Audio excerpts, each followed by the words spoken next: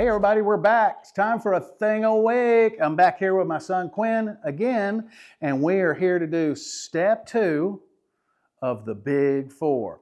You can get lessons from me at improvemyarchery.com. You can get in-person lessons or remote lessons via Zoom. You can set your phone up and we can talk to each other.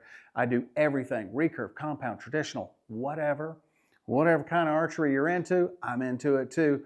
Buy some lessons. ImproveMyArchery.com. You can look at my schedule, pick a date and a time that's convenient to you, and I'll be there waiting on you when the time comes. So anyway, here we go. This is the Big 4, Step 2.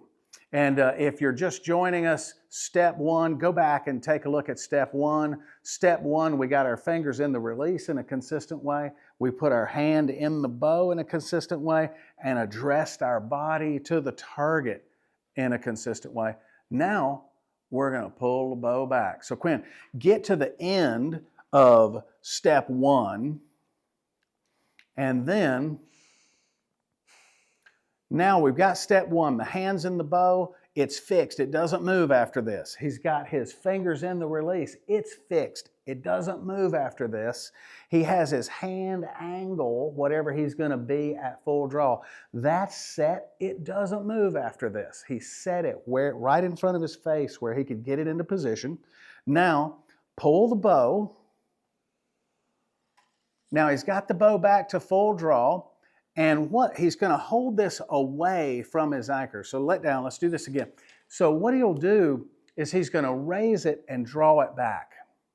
And I always hold my release a couple of inches away from my anchor, because the farther this away is from my face, I can feel the weight and the direction of the weight.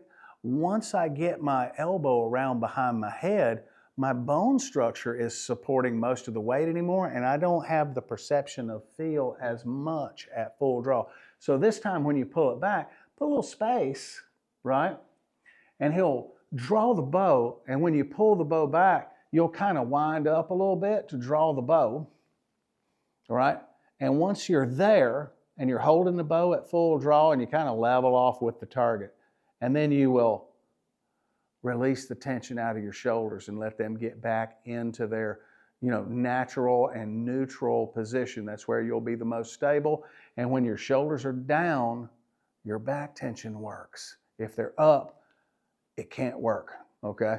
So go ahead and give it a go. He's going to pull that back and pause, settle the shoulders, and now he's ready for step 3 of the Big 4. Wait a minute, one more thing.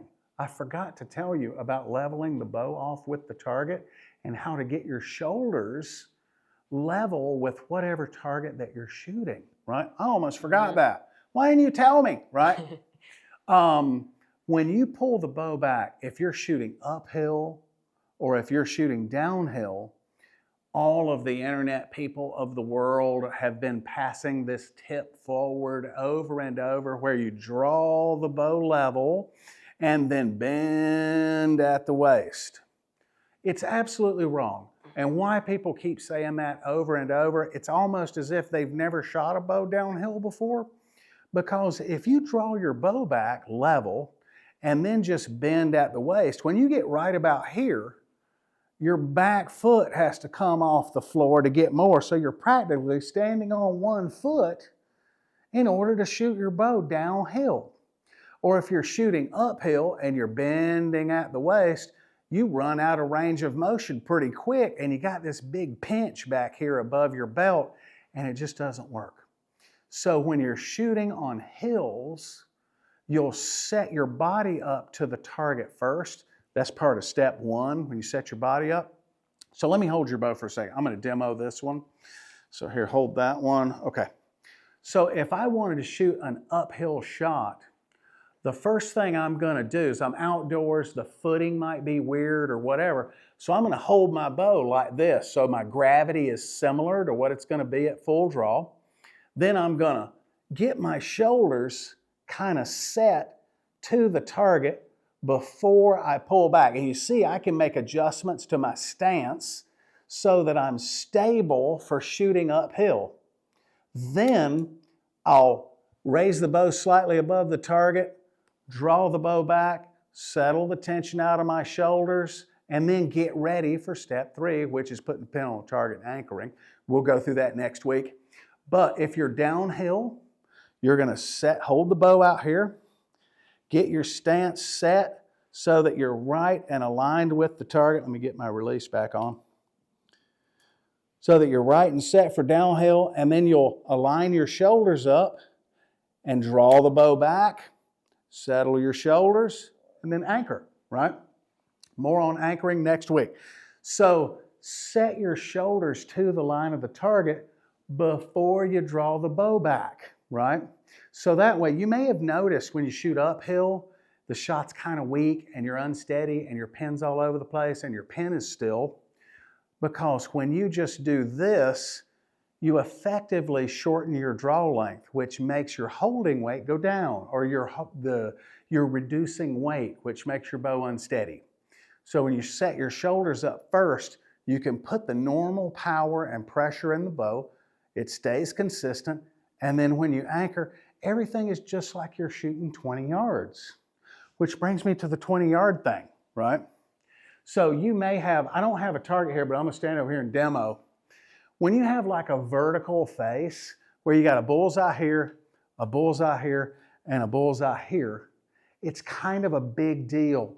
And if you shoot a vertical face, you might notice that your top bullseye is pretty tight, your middle bullseye is okay, and then you kind of lose control a little bit on the bottom. The reason for that is your pressure and alignment changes as if you draw high and go to the top target, then draw high and then go to the middle target, then draw high and go to the bottom target, your form changes. And between the top target and the bottom target at 20 yards is a big enough deal to change your stability, change your pressure, and change the speed of your release. So the way that you do that, you draw slightly above the top target and come to. Then you draw slightly above the middle target and come to. Then draw slightly above the bottom target and come to, so that your pressure stays the same on all 3 targets, your stability will stay the same on all 3 targets, and your group pattern in each bullseye will match each other.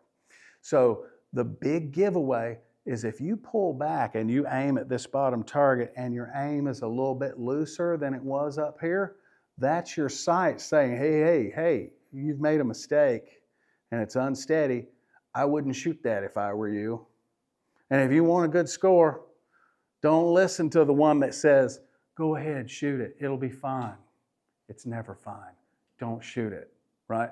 So just like shooting uphill and downhill, you set up. It's just in a smaller way for a vertical face, okay?